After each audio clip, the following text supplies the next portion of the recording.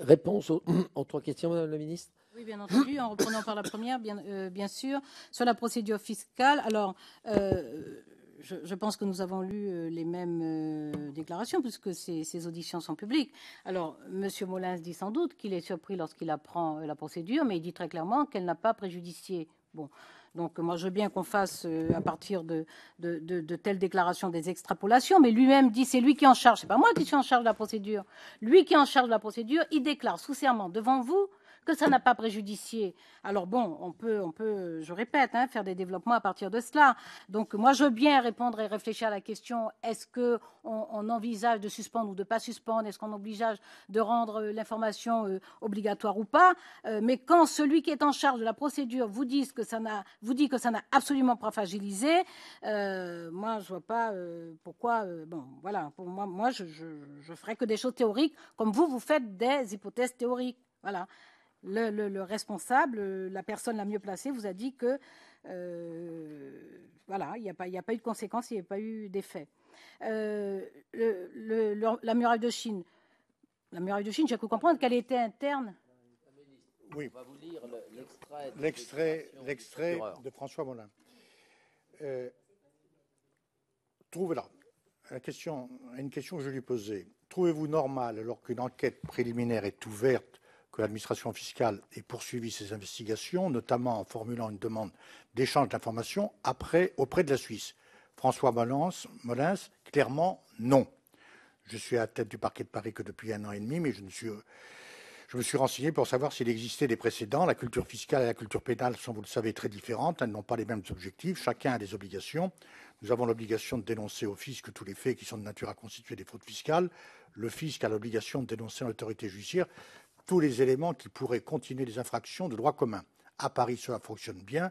Les signalements sont fréquents dans l'un et l'autre sens. Question que je lui ai posée très clairement. Cette démarche administrative a-t-elle retardé la procédure judiciaire? Réponse du procureur, absolument pas. Elle intervient le 1er février, donc avant la demande d'entraide pénale, qu'elle n'a pas retardé. Nous avons seulement joint la réponse suisse au dossier et continué les investigations dans notre logique propre, où l'élément fondamental était de savoir si l'enregistrement était réel et si la voix du locuteur était bien celle de M. Cahuzac. Voilà. Madame la Ministre, les deux, vous finissez la deuxième question et puis vous attaquez la troisième? Oui, bien entendu. Merci beaucoup, monsieur le rapporteur. Je rappelle en plus, pour verser au débat entre fiscal et pénal, c'est que les éléments de la procédure fiscale ne peuvent pas servir à l'administration, de la procédure pénale ne peuvent pas servir à l'administration fiscale. C'est-à-dire qu'il y aurait effectivement empêchement de perception de l'impôt. Le contact, que ça vous étonne ou que ça vous déplaise, monsieur le député, je n'en ai pas eu. Je n'ai jamais parlé de cette affaire, ni avec monsieur Valls, ni avec monsieur Moscovici. Jamais. Et ce n'est pas une question de muraille de Chine. C'est que je suis en charge de la justice. Ma responsabilité, c'est que la justice fonctionne et il se trouve qu'elle a bien fonctionné. Il se trouve qu'elle a bien fonctionné, qu'elle a été efficace, qu'elle a été diligente. C'est ma responsabilité. Je ne prends pas des conversations sur les procédures judiciaires avec mes collègues ministres, parce que d'abord, nous avons autre chose à faire, chacun d'entre nous ayant à charge de la matière. Mais bon, voilà, que ça vous surprenne, parce que ça change des habitudes, je veux bien en convenir. Mais moi, je vous répète que je n'ai pas eu de conversation, d'échange, ni avec M. Valls, ni avec M. Moscovici, ni avec M. Cahuzac, ni avec personne d'autre. Et je dépose sous serment. Je l'ai dit, et avant vous m'interroger, j'ai dit que j'estimais qu'il était de ma responsabilité, lorsque la presse disait qu'il y a une enquête préliminaire, de dire au Premier ministre si oui ou non, le Premier ministre est exposé à longueur de temps à répondre à des questions. Il est exposé à longueur de temps, à tout moment. Donc, il est important que le Premier ministre sache, par exemple, qu'effectivement, il y a une enquête préliminaire ou qu'éventuellement, il n'y a pas d'enquête préliminaire. Je vous rappelle, par exemple, qu'il y a un média qui a annoncé plus de 8 jours avant le retour d'expertise que la voix était bien celle du ministre. Alors, a posteriori, ce média avait raison. Mais le fait est que l'expertise n'était pas revenue. Ma responsabilité, c'est de dire au Premier ministre, l'expertise n'est pas revenue. C'est tout. Je n'en sais rien d'autre, mais je sais qu'elle n'est pas revenue. Et le Premier ministre ne peut pas se retrouver obligé à commenter « oui, c'est effectivement sa voix, quelle décision nous allons prendre, est-ce que nous allons le démissionner ?» L'expertise n'est pas revenue, Et si on a des éléments qui nous conduisent à prendre notre responsabilité politique en prenant la décision qui convient vis-à-vis de ce membre du gouvernement, nous allons le faire. Voilà. Et c'est bon, voilà. Moi, je trouve que c'est un fonctionnement normal, raisonnable et responsable. Sur l'article 40, vous me parlez des services de la présidente de la République. À ma connaissance, vous avez auditionné une personne dont il a été indiqué que cette personne avait reçu un appel de M. Gonel. Alors l'interrogation peut porter sur cette personne, monsieur le député, ne peut pas porter sur les services du président de la République. Par conséquent, vous avez, je n'en doute pas, posé à cette personne toutes les questions qui convenaient. Moi, je ne suis pas venue là faire du commentaire de comportement ou d'action. Sur la réforme du CSM, alors je sais que vous obstinez à lier la réforme du CSM à l'affaire Cahuzac.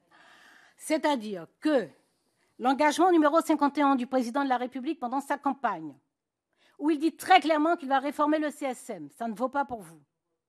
Les déclarations faites au mois de juin par ma voix et par le président de la République et par le Premier ministre, pardon pour l'ordre, par ma voix, par le Premier ministre et par le président de la République, ces déclarations, commençons par le plus subalterne, ces déclarations ne valent pas. En juin 2012, l'élaboration du texte, ça ne vaut pas comme date pour vous. Les consultations ouvertes depuis octobre 2012, ça ne vaut pas pour vous. La présentation du texte au Conseil d'État, tout cela avant la procédure Cahuzac, ça ne vaut pas pour vous. Alors, si vous voulez vous obstiner à penser que la réforme du CSM est liée à l'affaire Cahuzac, c'est votre liberté. Ne me demandez pas, sur cette liberté, de venir inventer un roman. Voilà.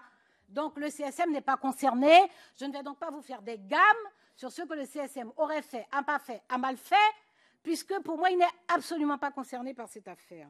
Mais moi, je ne veux pas vous arracher une satisfaction que vous caressez depuis longtemps, parce que ce n'est pas la première fois que vous dites que c'est pour répondre à l'affaire Cahuzac que le président de la République a rédigé son engagement numéro 51, publié avant le 6 mai 2012. Sur l'expertise de l'enregistrement, moi, vous dites 60%. Moi, j'en sais rien. J'ai juste comme information que l'expertise est revenue et qu'elle n'est pas plus formelle dans un sens que dans un autre et que voilà. Donc, c'est tout. C'est tout. Alors, moi, je vous ai dit, c'est à mi-chemin. C'est tout. Non, mais je rappelle aux membres de la commission que techniquement, c'est une échelle qui va de -2 de -2 à +4 et que la conclusion, c'est +2. Voilà. Les faits. Faites. Voilà, vous avez d'autres choses à dire, Madame alors, la ministre ? tétanisé, oui. Moi, je ne sais pas pourquoi on aurait été tétanisé. Conséquence, non. Bon, voilà.